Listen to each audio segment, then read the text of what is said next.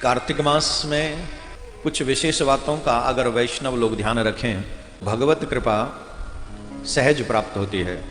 बातों का ध्यान रखना है गुरु जी। मैं आपको पुराणों के अनुसार कार्तिक मास में विशेषतः क्या करना चाहिए, इनमें से कुछ चीजें भी अगर कर ली जाएं तो वैष्णव भगवान के परम धाम को ही प्रस्थान करता है। इन बातों का ध्यान रखना है गुरु जी। ये निश्चित है, इसमें मिलावट नहीं है। वैष्णवों का परम प्रिय मास है कार्तिक मास। पुराण कहते हैं, न कार्तिको समो मासो न कृतेन समम युगम न वेद सदृशम न तीर्थम गंगया समम कार्तिकः प्रवरो मासो वैष्णवानां प्रिय सदा कार्तिकम स्कलम यस्तु भक्त्या सेवते वैष्णवः।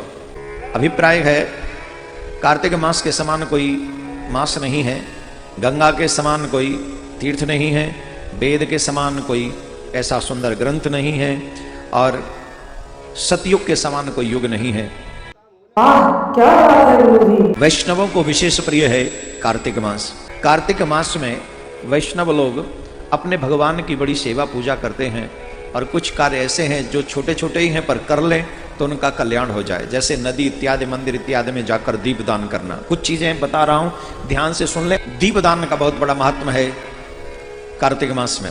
आपके यहाँ कानपुर में तो गंगा जी हैं, निश्चित एक दिन जाकर या तो हर दिन जाकर कार्तिक मास में एक दीपदान करें। दीपदान करना चाहिए, ब्रह्मचर्य का पालन करना चाहिए, शीघ्रता से सुबह ब्रह्म मुहूर्त में उठना चाहिए, ब्रह्म मुहूर्त में उठकर स्नान कर लेना चाहिए, संभव हो सके तो भूमि पर शयन करना चाहिए। पूरे कार्तिक महीने में शरीर पर तेल नहीं लगाना चाहिए। शरीर में कार्तिक मास में तेल नहीं लगाना चाहिए। जितना संभव हो सके कार्तिक मास में तुलसी माँ का पूजन करना चाहिए। नित्य तुलसी के संध्याकालीन समय में माँ तुलसी के समक्ष दीप दान करना चाहिए, पूजन करना चाहिए, जल देना चाहिए तुलसी माँ को। तुलसी भगवान को विशेष प्रिय है। जो तुलसी की सेवा करते हैं भगवान की विशेष कृपा उनके ऊपर होती है। इसलिए जितना हो सके कार्तिक मास में तुलसी की सेवा करें और तुलसी विवाह में सम्मिलित होना चाहिए।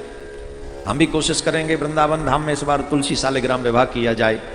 अरे वाह गुरु जी, यह तो बहुत अच्छी बात है। बाकी के आप लोगों को जिनको भी अपने अपने यहाँ अपने अपने हिसाब से सम्मिलित होना चाहिए। कार्तिक मास में अधिकतर दालों का सेवन नहीं करना चाहिए। सेवन भी नहीं करना चाहिए। अधिकांश दालों का परित्याग कर देना चाहिए, उनका सेवन न करें। ये जो कार्तिक मास है ये वैष्णवों के लिए मोक्ष का द्वार है। इस कार्तिक मास में आप जितना अपने गुरु के द्वारा दिए हुए मंत्र का जाप करें, गोविंद नाम का जाप करें, कृष्ण नाम का जाप करें। इस मास की अधिष्ठात्री देवी सर्वेश्वरी राधा रानी है और इस मास में जो श्यामा श्याम का पूजन करते हैं और सेवा करते हैं, सर्वेश्वरी राधा रानी उनके ऊपर अकारण ही कृपा करके उन्हें गोलोक प्रदान करती हैं। इसमें कोई दो राय नहीं है।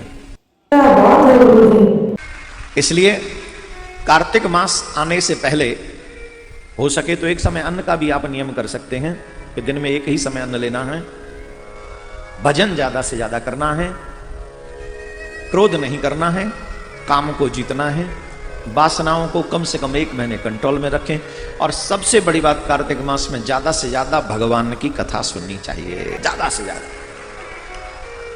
तो जितने भी वैष्णव हैं उनको ये कार्तिक मास का महत्व आपको पता होना चाहिए और आप लोग सुने, औरों को भी सुना दें।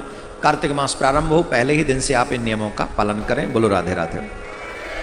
राधे राधे गुरु जी, आपने बहुत अच्छी जानकारी दी, इसके लिए आपका बहुत बहुत धन्यवाद।